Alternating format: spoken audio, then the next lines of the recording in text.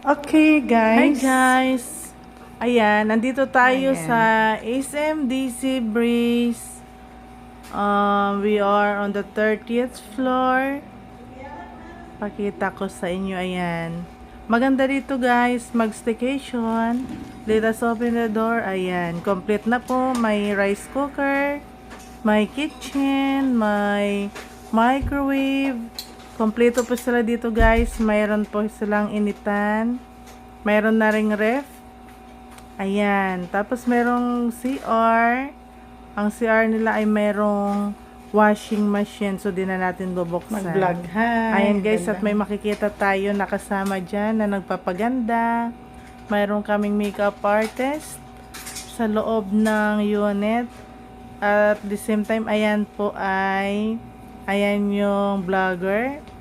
Say Ayan, hi. merong madam sa loob ng room. Wala Say pang makeup hi. yan. Later. Si Madam Ethel.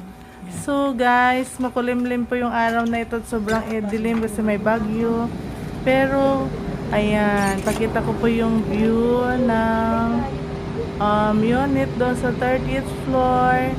Makikita po natin yung mga building at saka medyo makulimlim. May mga part na sobrang basang-basa dahil baha. It was a flooded area. At ayun, tuloy pa rin po yung party kahit umuulan. Medyo nakakalula lang po guys kasi sobrang taas po ng aming unit.